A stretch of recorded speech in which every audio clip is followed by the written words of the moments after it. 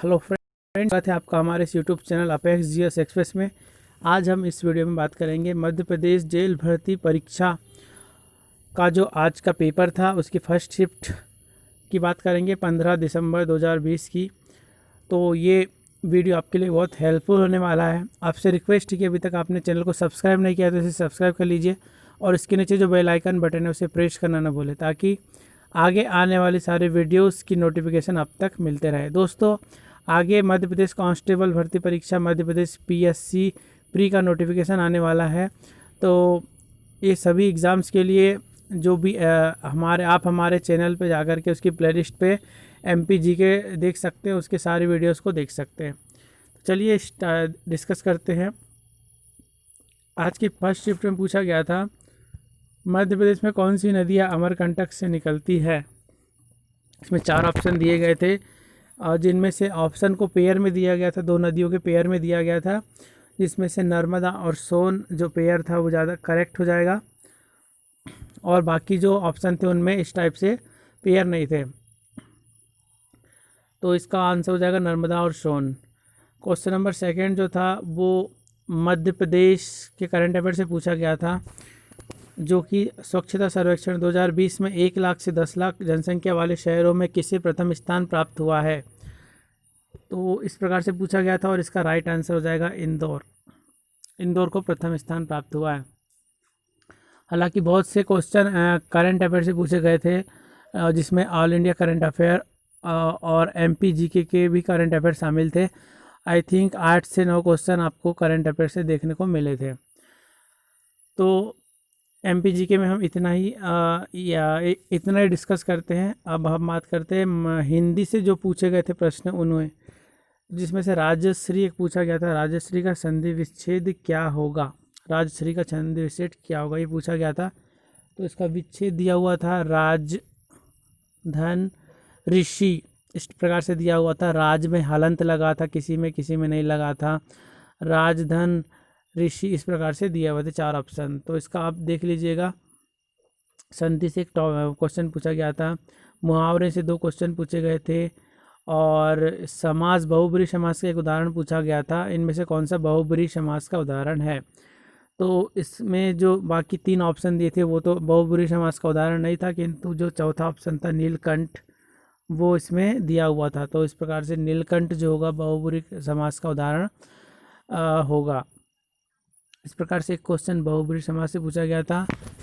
एक क्वेश्चन काफ़ी अलग सा अन्वय किसका, अन्वय शब्द किस से मिलकर बना है, इस टाइप से पूछा गया था। उसके ऑप्शन दिए थे शब्द, ध्वनि, ओके, वाक्य, इस प्रकार से दिए हुए थे। तो वो भी क्वेश्चन इस प्रकार से पूछा गया था। मुहावरे से जो पूछे गए थे वो क्वेश्चन थे ठन ठन गोपाल हो जाना। ठन ठन गोपाल होना का अर्थ होता है दोस्तों जेब से बिल्कुल खाली हो जाना। जेब से बिल्कुल खाली हो जाना, पैसे न होना, बिल्कुल ठन ठन गोपाल हो गए, कहते हैं ठन ठन गोपाल हो गए। और जो दूसरा मुहावरा पूछा गया था वो था एक तो ठन ठन गोपाल और दूसरा पूछा गया था जो हाँ, ख्याली पुलाव पकाना, ये पूछा गया था। ख्याली पुलाव पकाना ये पूछा गया था। इसका अर्थ होता है कोरी कल्पना करना, ओके, कोरी कल्पना करना। इस प्रकार से 2 मुहावरे पूछे गए थे हिंदी से। एक समास पूछा गया था, संधि पूछा गया था। इसके अलावा और भी कुछ क्वेश्चन पूछे गए थे। हिंदी का लेवल काफ़ी ठीक था, इजी था।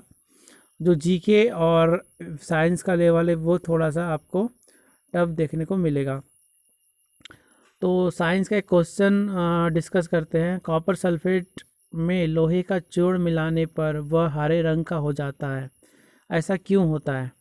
इस प्रकार से क्वेश्चन दिया गया था। तो उसमें 4 ऑप्शन दिए गए थे। उसमें कॉपर का सांद्रण हो जाता है, इस प्रकार से ऑप्शन दिए थे और अलग अलग ऑप्शन दिए हुए थे, ओके। और पीएच मान से एक पूछा गया था क्वेश्चन, पीएच मान जो है किसका सबसे अधिक होता है, पीएच मान के लिए किसे कौन सा सबसे अधिक होता है। इसमें कॉपर सल्फेट दिया था, अमोनियम क्लोराइड दिया था, ओके। इस प्रकार से आपको दिया हुआ था पीएच मान से। और भी कुछ क्वेश्चन थे, लेकिन हम अब बात करते हैं मैथ्स के क्वेश्चन को। मैथ्स काफ़ी अच्छा पूछा गया था, इजी लेवल का पूछा गया था। आप लगभग पूरे में पूरे क्वेश्चन अटेम्प्ट कर सकते हैं। इस प्रकार से पूछा गया था, जिसमें 240 और 228 का एलसीएम पूछा गया था, 240 और 228 का एचसीएफ पूछा गया था, सॉरी, तो इसका एचसीएफ पूछा गया था। और मेंसुरेशन और वॉल्यूम से काफ़ी क्वेश्चन पूछे गए थे। ओके, एक कोऑर्डिनेट ज्योमेट्री से एक क्वेश्चन पूछा गया था, परसेंटेज से पूछा गया था, एवरेज से पूछा गया था, एज से पूछा गया था। तो इस प्रकार से इन टॉपिक्स को आप देख सकते हैं, एक एक क्वेश्चन पूछे गए थे। और मेंसुरेशंस और वॉल्यूम एंड सरफेस से काफ़ी क्वेश्चन पूछे गए थे, 7-8 क्वेश्चन वहीं से पूछे गए थे। बाकी इन टॉपिक से एक एक क्वेश्चन पूछे गए थे। तो क्वेश्चन इस प्रकार थे, लोहे की 3 रॉड है जिनकी लंबाइयाँ 10 सेंटीमीटर, 15 सेंटीमीटर और 20 सेंटीमीटर है। इसे इस प्रकार से काटा जाना है कि कोई भी इसमें जो है लोहे का मटेरियल व्यर्थ न जाए। तो इस प्रकार से इसके 3 भाग करने हैं, इस प्रकार की कोई भी मटेरियल व्यर्थ न जाए। तो इसका आंसर क्या होगा? तो इसका आंसर हो जाएगा दोस्तों, तीनों को आपको जोड़ना है, 20 और 10 30 और 15 45। 45 में 3 का भाग देंगे तो 15 आ जाएगा। तो आंसर हो जाएगा 15 सेंटीमीटर के बराबर टुकड़े करने पड़ेंगे ताकि कोई भी मटेरियल व्यर्थ न जाए। इस प्रकार से पूछा गया था। एक क्वेश्चन ये भी पूछा गया था, 4 सेंटीमीटर व 2.8 सेंटीमीटर के आयताकार खींचे जा सकने वाले वृत्त का क्षेत्रफल ज्ञात कीजिए। मतलब ये एक आयत दिया था जिसकी लंबाई 4 सेंटीमीटर और चौड़ाई 2.8 सेंटीमीटर थी। इसमें ऐसा वृत्त खींचना था जो कि अधिकतम आयत को घेर सके जो। तो इस प्रकार से हो जाएगा, इसका ये डायमीटर वृत्त का जो होगा वही जो होगी रेक्टेंगल की चौड़ाई हो जाएगी, जो कि कितनी दी है 2.8। तो इसका आधा जो हो जाएगा 1.4 हो जाएगा। तो इस प्रकार से इस वृत्त की रेडियस आ जाएगी 1.4 और इसी का आपको क्षेत्रफल निकालना था। तो आसानी से निकाल सकते हैं। ओके, इस प्रकार से पूछा गया था और ये डाटा जो है बिल्कुल सेम टू सेम पूछा गया था दोस्तों। एक कोऑर्डिनेट ज्योमेट्री से पूछा गया था कि त्रिभुज पी क्यू आर है, पी क्यू आर के आपको निर्देशांक दिए हुए थे। ओके, पी के निर्देशांक निकालने थे हमको, एक्स और वाई, और क्यू के निर्देशांक दिए थे 3 और 4, आर के निर्देशांक दिए थे 4 और 3। तो इस प्रकार से जो, और त्रिभुज का क्षेत्रफल दिया था 1 सेंटीमीटर स्क्वायर। तो आपको त्रिभुज के क्षेत्रफल का सूत्र लगा करके आराम से आप निकाल सकते थे। एक्स प्लस वाई पूछा गया था, एक्स प्लस वाई का योगफल क्या होगा ये पूछा गया था। तो त्रिभुज का क्षेत्रफल होता है, मैं आपको बता दूं, एरिया ऑफ ट्राइंगल होता है कोऑर्डिनेट ज्योमेट्री में 1/2 √x1 फिर ब्रैकेट में y2 माइनस y3। ओके दोस्तों, x1 है तो यहाँ पे y2 आएगा, यहाँ 1 है तो 1 के बाद 2 आएगा, 2 के बाद 3 आएगा। ओके, प्लस x2 यहाँ पे 2 आ गया और 2 के बाद किसका नंबर आएगा? 3 का आएगा, y3, उसके बाद y1। ओके, प्लस x3 यहाँ पे क्या आ जाएगा? y1 minus y2। ये फार्मूला होता है त्रिभुज के क्षेत्रफल निकालने का। तो आपको क्षेत्रफल यहाँ पे दिया हुआ था 1 सेंटीमीटर और यहाँ पे वैल्यूज़ रखनी थी। ओके, पी के कोऑर्डिनेट को हमने x1 y1 मान लिया, क्यू के कोऑर्डिनेट जो दिए थे 3 और 4 उसको x2 y2 मान लिया, और आर के जो कोऑर्डिनेट दिए उसको x3 y3 मान लिया। इसकी वैल्यू पुट करते हैं तो आराम से इसका आंसर 9 आ जाता है। ओके, तो ये इसका सॉल्यूशन था। नेक्स्ट क्वेश्चन डिस्कस करते हैं। एक घनाभ का संपूर्ण पृष्ठ 1944 है, इसका आयतन क्या होगा? तो हम जानते हैं घनाभ का टोटल सरफेस एरिया होता है 6a² = 1944 दिया आपको। तो a² = हो जाएगा 6 का डिवाइड कर दोगे आप, 6 × 18 बचेगा 1, 6 दूनी 12, फिर बचेगा 2, 6 चौके 24, 324 आएगा। तो a = हो जाएगा √324, मतलब 18 इसका आ जाएगा आंसर, 18 सेंटीमीटर जो होगी ये क्या आ जाएगी? घनाभ की भुजा आ जाएगी। ओके, तो आपको a³ निकालना है 324 में, चूँकि a² कितना है 324 है, तो क्यूब निकालने के लिए और 18 का इसमें गुणा करना पड़ेगा, तो आंसर आ जाएगा। ओके, नेक्स्ट क्वेश्चन डिस्कस करते हैं जो कि साइंस से है। माइटोकॉन्ड्रिया जो है माइटोकॉन्ड्रिया में अपना खुद का केंद्रक और डीएनए होता है या नहीं होता, ये पूछा गया था। ओके, तो इसमें मैं एकदम श्योर नहीं हूँ, आप एक बार मिला लीजिएगा। ओके, इस प्रकार से पूछा गया था। एक क्वेश्चन और है, जो इनमें से कोशिका का वह कौन सा अंग है जो कि कोशिका के अंदर के अपशिष्ट पदार्थों को ले जाने में सक्षम होता है या उसे नष्ट करने में सक्षम होता है। इस प्रकार से पूछा गया था। इसके ऑप्शन दिए थे लाइजोसोम,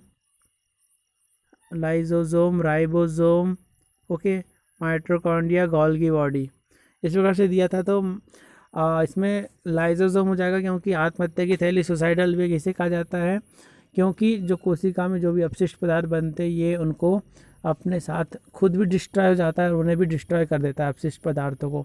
इस प्रकार से कोशिका की ये रक्षा करता है। ओके, तो इस प्रकार से हमने 14 क्वेश्चन को डिस्कस किया जो कि आज के फर्स्ट शिफ्ट में पूछे गए थे, और उम्मीद करते हैं इस वीडियो से आपको आगे आने वाले एग्ज़ाम के लिए काफ़ी हेल्पफुल साबित होगा। दोस्तों, आप नेक्स्ट आने वाले जो कुछ दिन है उनमें आप करंट अफेयर को काफ़ी अच्छा स्ट्रॉन्ग कर लीजिए। करंट अफेयर MP GK हो या ऑल इंडिया GK, ओके। और मैथ्स का लेवल तो लगभग इजी है। मैथ्स और साइंस में थोड़ा आप देख लीजिएगा। साइंस में एक वेलोसिटी पे क्वेश्चन पूछा गया था, ओके, वेलोसिटी पे क्वेश्चन पूछा गया था। और एक क्वेश्चन मुझे याद आ रहा है, उसे भी मैं डिस्कस कर लेता हूँ, क्योंकि एवरेज से पूछा गया था।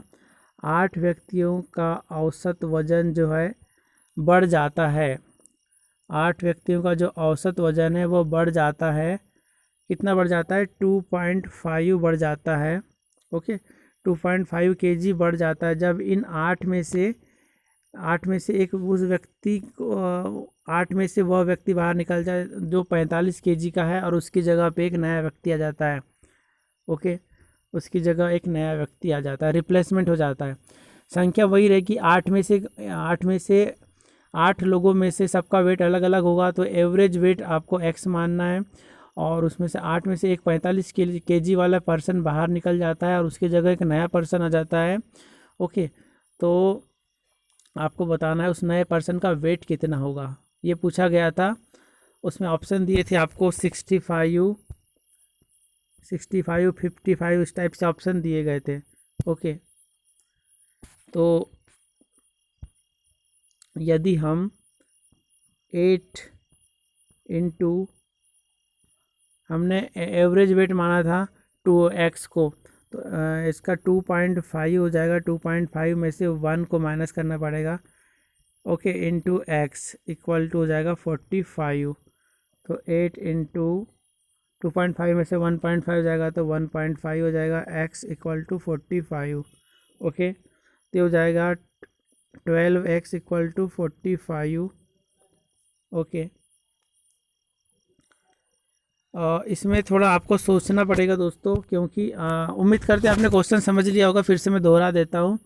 8 व्यक्ति है, उनका औसत भार है, ओके, उनका औसत भार 2.5 बढ़ जाता है। 2.5 kg तब बढ़ जाता है जब 8 में से कोई एक व्यक्ति रिप्लेस हो जाता है अर्थात चला जाता है यहाँ से, जिसका वेट कितना है 45 kg वाला एक व्यक्ति बाहर चला जाता है और उसकी जगह पे एक नया व्यक्ति आ जाता है। तो इस नए व्यक्ति का वेट आपको बताना है। तो ये क्वेश्चन पूरा आपने समझ लिया, आप इसका सॉल्यूशन देख लीजिएगा। जहाँ तक मुझे पता है इसका आंसर 65 आएगा, 65, ओके। एक बार आप देख लीजिएगा बना करके। तो इस प्रकार से मैंने आज के इस वीडियो में डिस्कस किया जो एग्ज़ाम से कुछ क्वेश्चन पूछे गए थे। उम्मीद है इससे आने वाले आपके 2-3 दिन में जो एग्ज़ाम होगी उसमें काफ़ी हेल्प मिलेगी, ओके। तो इस वीडियो को देखने के लिए आपका बहुत बहुत धन्यवाद। थैंक्स फॉर वाचिंग, और चैनल को सब्सक्राइब ज़रूर कीजिएगा दोस्तों, और इसके नीचे जो बेल आइकन बटन है उसे प्रेस करना न भूलिएगा। जय हिंद, मिलते हैं एक नए वीडियो के साथ।